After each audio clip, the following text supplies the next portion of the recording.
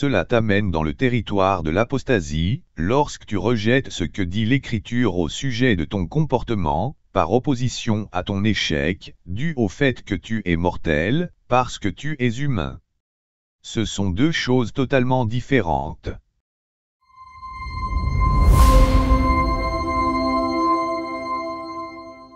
Comment le passage d'Hébreux 6 sur l'apostasie fonctionne-t-il chez les chrétiens qui ne parviennent pas à vaincre la tentation, ou qui rushent dans leur drogue à cause d'une crise de la vie?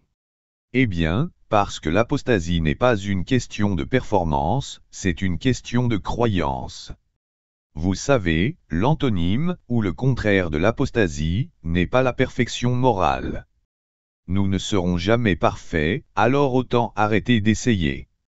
Je veux dire, sérieusement, je connais des gens vraiment bons et sincères qui, je ne veux pas trop les condamner ici, mais le genre d'église où ils allaient, insistaient tellement sur la sainteté personnelle, qu'ils étaient désespérés. Leur christianisme les a, en fait, poussés au désespoir et ils ont tout simplement abandonné parce qu'ils ne pouvaient pas être parfaits. Ainsi, le contraire de l'apostasie n'est pas la perfection morale. L'apostasie c'est, je rejette le salut.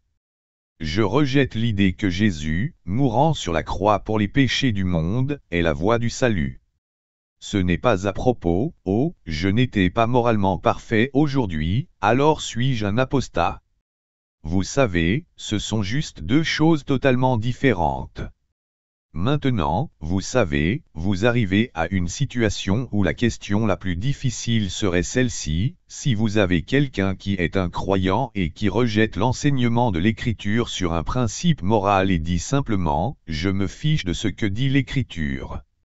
Bon, écoutez la façon dont je formule ceci. Celui-là dit en gros, peu m'importe que l'Écriture enseigne sur cela, je vais le faire quand même. Par opposition à ceci, ce que l'Écriture enseigne est vraiment difficile, et j'échoue des fois.